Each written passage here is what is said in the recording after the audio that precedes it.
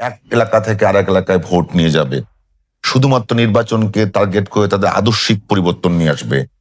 2 number বিষয় যেটা হলো, ধরেন আপনি তো অনেকদিন ধরে খুব অনেকদিন ধরেই টক শোতে কথা বলেন এবং আপনি একজন ফেমাস মানুষ এবং এই সরকারের পক্ষেও ভালো কথা বলেছেন, বিপক্ষেও বলেছেন।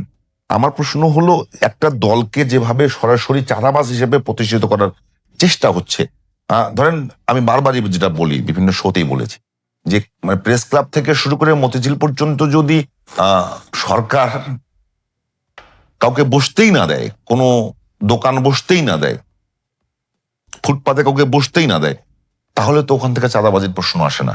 তো চাঁদাবাজি আসলে কার সমস্যা? সরকারের সমস্যা নাকি যে চাঁদা নেয় তার সমস্যা? না, ধন্যবাদ আপনাকে। অনেকগুলা কথা বলছেন, আমি চাঁদাবাজ প্রসঙ্গে প্রথমে আসি। আচ্ছা, আসেন। যদি আপনি আমার প্রশ্ন করেন, ভাই আপনার কাছে কেউ চাঁদা চাইছে? না, আমার কাছে চায় নাই। আমার কাছে কেউ চাঁদা চায়নি। আজিজ ভাইয়ের কাছে চাইতে পারে। না, আমার কাছে চায় নেই। তাহলে ঠিক আছে। আমি কি ব্যবসা করি নাকি? আমি কি দোকান বসাইছি? হকার নাকি? আমার কাছে ঠিক আছে, চাবে? আমি বলতেছি ওইভাবে যদি বলি, চাঁদা আমার কাছে কেউ চায় নাই। কিন্তু প্রশ্ন হচ্ছে যে চাঁদাবাজের অভিযোগ আছে। কি অভিযোগ? আজিজ ভাই আমার কাছ থেকে চাঁদা নেয়। আজিজ বলতেছে বীরপু আমার কাছ থেকে চাঁদা নেয়। বীরপু সাহেব বলতেছে রাজ্জাকি আমার কাছ থেকে চাঁদা নেয়। বিষয়গুলো এইরকম। একমাত্র যিনি চাঁদা দেন তিনি জানেন কে তার কাছে চাঁদা চায়। এছাড়া আমি বলতে পারবো না। এই যে কে চাঁদা চায় এইটা জানে একমাত্র যিনি চাঁদা দেন। চাঁদা যিনি এইরকম একটা বায়বীয় অভিযোগ দিয়ে আমি দলের কথা বলছি না তো। বড় সংকটে ফেলা হয়েছে। আমি দলের কথা বলছি না তো। আমি চাঁদা দিচ্ছি, আমি বলতে পারবো চাঁদা নেয় কে, এটা কে আসলে? আমি সেটা বলছি। চাঁদা কেনায় তো আমি জানি না, আমি তো বললাম আমার কাছে চায় না। কিন্তু যিনি চাঁদা দিচ্ছেন একমাত্র তিনি জানেন কে তার কাছে চাঁদা চায়। সুতরাং সে যখন ভোট দিবে সে তখন ডিসাইড করবে যে আমি কি চাঁদাবাজরে ভোট দিব না চাঁদাবাজের বাইরে ভোট দিব। আমি কিন্তু জানি না কে চাঁদা নেয়, আমার অভিযোগও নাই, কারণ আমার কাছে কেউ চাঁদা চায় না। সুতরাং এটা ভোটার ডিসাইড করবে। ভোটার জানে যে তার কাছ থেকে চাঁদা কে নেয়, সে সিদ্ধান্ত নিবে। সুতরাং এটা তো কে চাঁদাবাজ কারে বললো এতে কিছু আসে যায় না, যদি আমি ভোটে বিশ্বাসী থাকি। না, কিন্তু এবার তো মনে হচ্ছে যে নির্বাচনের পুরো মানে ক্যাম্পেইন, মানে সব জনসভা থেকে সব জায়গায় একটা বড় ইস্যু হিসেবে দাঁড়িয়েছে চাঁদাবাজি। আমি তো ছোট দেখছি না, কিন্তু সে তো ভোটাররা ডিসাইড করবে। একমাত্র ভোটাররা জানে তার কাছ থেকে চাঁদা নেয় কে। আমি কেমনে বলবো? রাজ্জাকি ভাই একটু হেল্প করি। আমার বাসার সামনের দোকানগুলোতে চাঁদাবাজি হয়। যখন 5ই আগস্টের পরিবর্তন ঘটার পরে দেখা গেল এক পক্ষকে চাঁদা দেয়, মানে অর্থাৎ পক্ষ চেঞ্জ হয়ে গেল।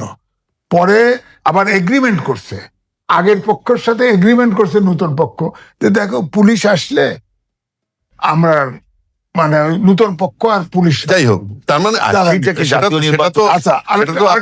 সেটা তো আপনার কথা চাঁদাবাজি হচ্ছে। একটা দলের একজন নেতা সে শুনছে এই চাঁদাবাজির কথা বললি, আমাকে জিজ্ঞেস করছে, ভাই আমি তো চাঁদা নেই যে কি করেন? কয় ওই আওয়ামী লীগের চলে যাওয়ার পরে অটোমেটিক ওরা এসে আমার কাছে চাঁদা দিচ্ছে। আমি ওইটাই বলতেছি,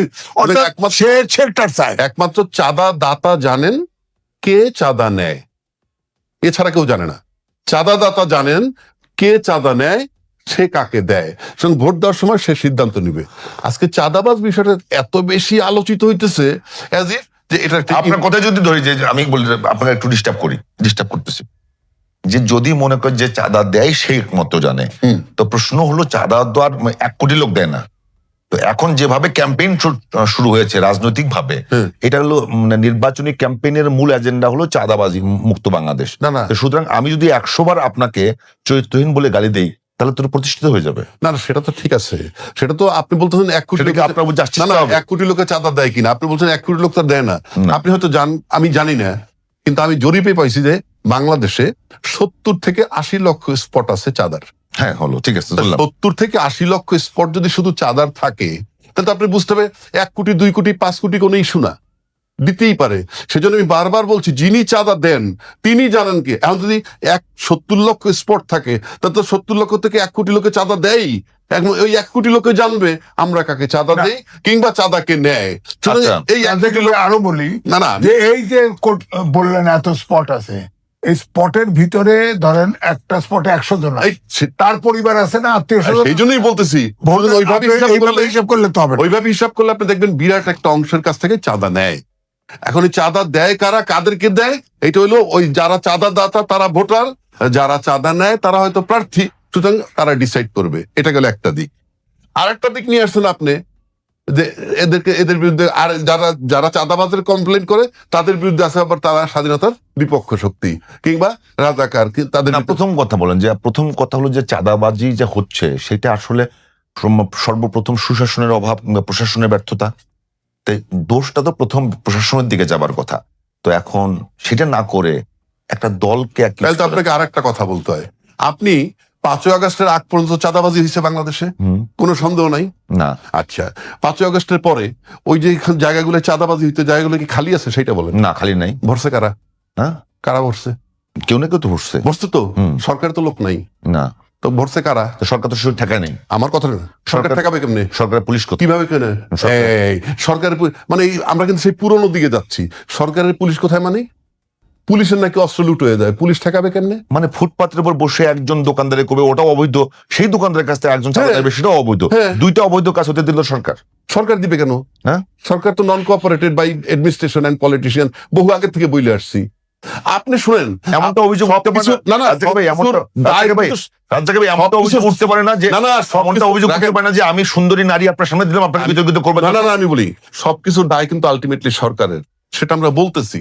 আপনি সরকারের দায় বইলা আপনি রিয়েলিটিতে যদি না থাকেন, আপনি দায় দিয়ে চলে যেতে পারবেন, দায় দিয়ে চলে যেতে পারবেন। যেমন এখন চাঁদাবাজি নিয়ে কথা উঠতেছে, ফর এক্সাম্পল ক্ষমতায় কে যাবে? যেই যাক, XYZ, হয় আজিজ ভাই যাবে নয় আমি যাবো, হয় বিএনপি যাবে না জামাত যাবে। আমার অত দরকার নাই, আজিজ ভাই যাবে নয় আমি যাব। হ্যাঁ, আমরা দুইজনই কি বলিষ্ঠ কণ্ঠে বলছি আমরা ক্ষমতায় আসলে কোনো চাঁদাবাজি হবে না? আমি চ্যালেঞ্জ ছুড়ে দিলাম, কেউ তো বলে নাই। দুইজন বলছে, জামাত জোট বলছে, বিএনপি জোট বলছে। কোথায় বলছে যে আমরা ক্ষমতায় গেলে কোনো চাঁদাবাজি হবে না? তারেক রহমান তার সমাবেশে বলছে যে চাঁদাবাজির বিরুদ্ধে ব্যবস্থা নেবো আমরা। কি আমরা কি বলছে বলেন? চাঁদাবাজি হবে না, বন্ধ করব।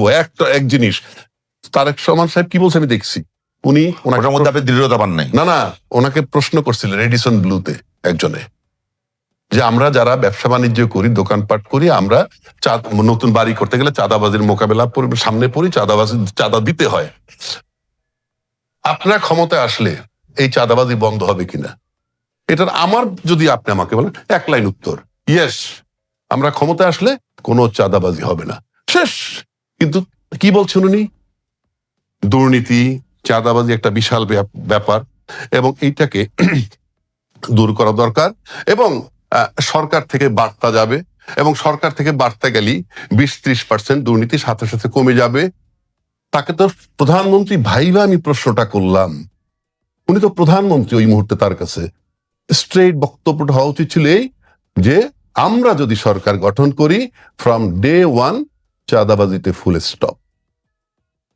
আর আপনি কি বললেন? বার্তা যাবে, সরকার থেকে বার্তা যাবে। সরকার তো আমি, আমার সামনে তো কল্পিত সরকার সে, আমি সেটা বলছি। সুতরাং আমাদের জবাবগুলা সহজ সরল, মানুষ সহজ সরল জবাব, মানুষ এইটাই প্রত্যাশা করে। এটার মানে বলছি না চাঁদাবাজি বন্ধ হবে। বহু প্রোগ্রাম তারেক রহমান সাহেব দিচ্ছে, সবই ভালো। মনে করেন আপনি কি বলে এই ফ্যামিলি কার্ড দিবেন, ভালো প্রোগ্রাম। আপনি কৃষি কার্ড দিবেন, ভালো প্রোগ্রাম। আপনি ধরেন হেলথ কার্ড দিবেন, ভালো প্রোগ্রাম। আপনি বৃক্ষরোপণ করবেন, ভালো প্রোগ্রাম। খাল খনন করবেন, ভালো প্রোগ্রাম। সবই ভালো প্রোগ্রাম, কিন্তু এই সব বক্তব্যগুলা সুন্দর, গ্রহণযোগ্য যদি হয়, সেখানে আপনাকে যারা প্ল্যান করে বলতেছে তাদের একটু হিসাব নিকাশ করে বলতে হবে। যেমন এটা বাস্তবায়ন কিভাবে হবে, এটার সোর্স অফ ফান্ড কোত্থেকে আসবে। আপনি যদি বলেন আমি বলে দিলাম হবে, আপনি তো নিশ্চিত করতে হবে। সে ফর এক্সাম্পল ফ্যামিলি কার্ড, ভালো উদ্যোগ, আমি বারবার বলতেছি ভালো উদ্যোগ। আপনি 4 কোটি পরিবার যদি প্রতি মাসে 2,500 টাকা করে ইকুইভ্যালেন্ট খাবার পায় অথবা টাকা পায়, এটা ভালো না? কিন্তু প্রশ্ন হচ্ছে তার সাথে তো একটা হিসাব করতে হবে কত হাজার কোটি টাকা মাসে লাগে। মাসে লাগলে কোত্থেকে আসবে, সেটা যদি ভায়াবল না হয় তাহলে তো আমি সন্দেহে পড়ে যাবো। কেননা আপনি সেটা তার জন্য কি রাজস্ব বাড়িয়ে দিবেন ব্যবসায়ীদের, কিংবা ভ্যাট বাড়িয়ে দিবেন? সেটা বাড়াই দিলে ব্যবসায়ীরা কিভাবে নিবে? সবটা পার্শ্ব প্রতিক্রিয়া কি হতে পারে? সুতরাং যারা তাকে বলতেছে, তারেক রহমান সাহেব আমি কোনো দোষ দিব না।